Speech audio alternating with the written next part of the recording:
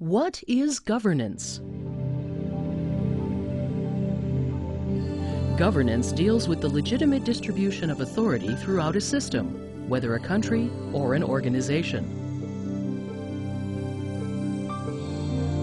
In the 20 years since BoardSource was founded, governance has experienced notable change, a little turbulence, and laudable progress.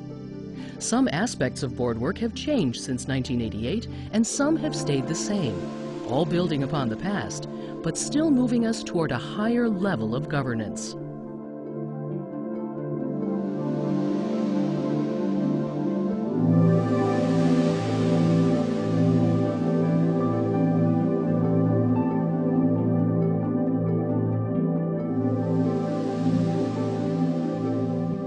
Academics and practitioners set out to define board work and its boundaries, and 3 seminal books appeared.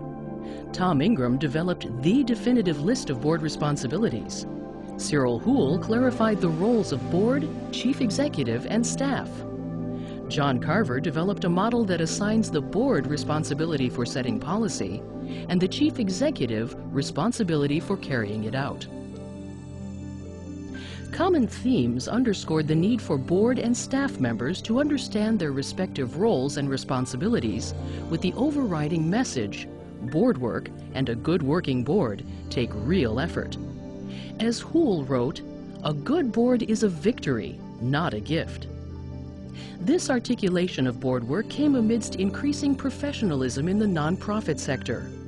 In 1990, Peter Drucker's groundbreaking book, Managing the Nonprofit Organization, not only raised awareness of the nonprofit sector as an integral part of American society, it also raised the bar on nonprofit management and brought management cachet to nonprofits. Drucker effectively bridged the nonprofit and corporate worlds, respecting their different values and cultures.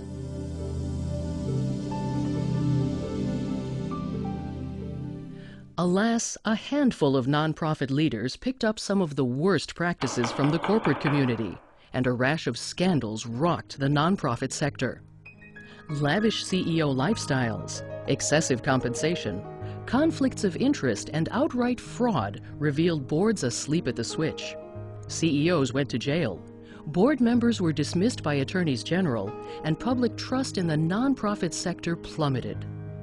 In response, Congress passed the Taxpayer Bill of Rights, and the IRS put in place the Intermediate Sanctions Rules.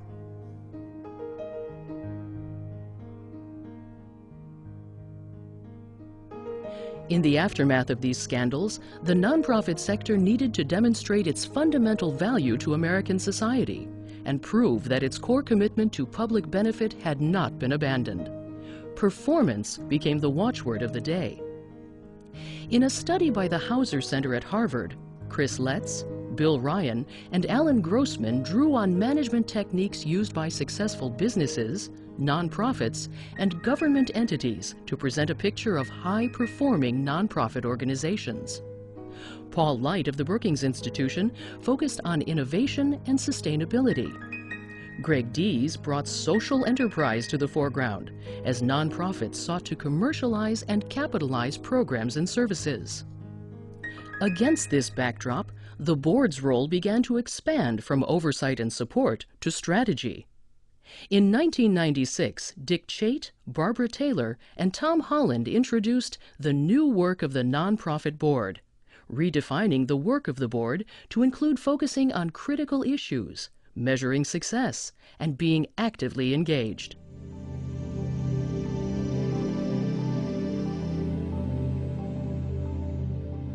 The opening years of the 21st century feature the parallel paths of accountability and leadership. Begun in the 90s, the accountability track gained momentum. The corporate governance scandals that precipitated the Sarbanes-Oxley Act of 2002 raised the bar on board oversight. 2 high-profile examples of board failure attracted additional criticism of nonprofit governance.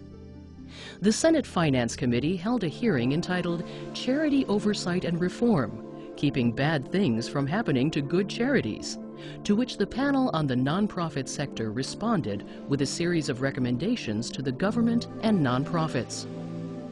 In the meantime, the Internal Revenue Service stepped up its activities by launching the Exempt Organizations Executive Compensation Compliance Project and significantly revising the Form 990.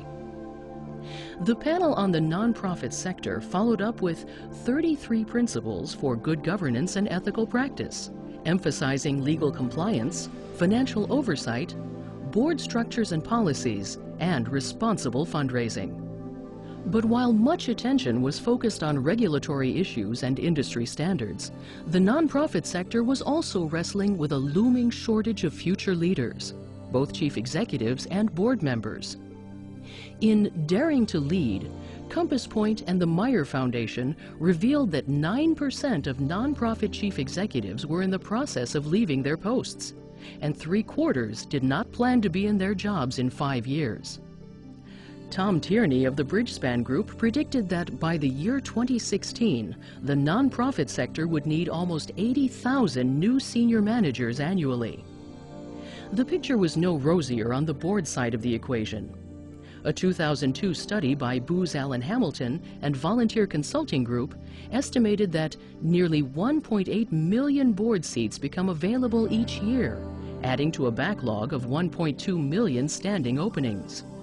Since then, the number of nonprofits has increased and demands on boards have grown. Who's going to lead our nonprofits? What can be said about the meaningful engagement of those already serving on boards?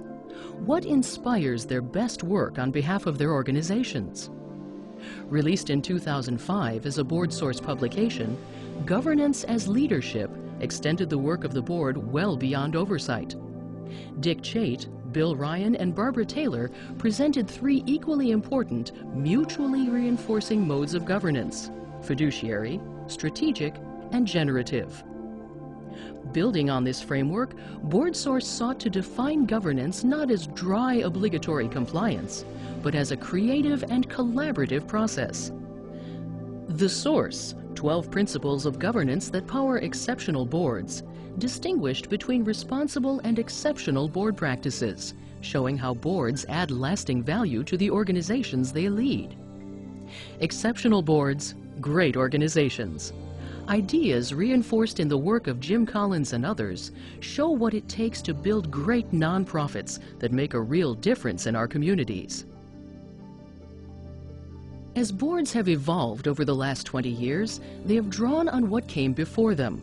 Lessons appropriately adapted from the corporate world, a genuine commitment to performance outcomes, renewed attention to integrity and accountability, and an expansive view of leadership.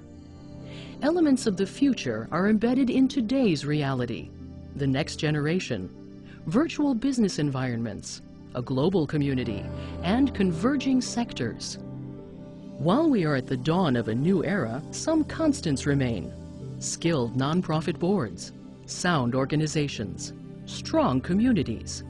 Yet, we boards of the future will undoubtedly find innovative ways to govern better.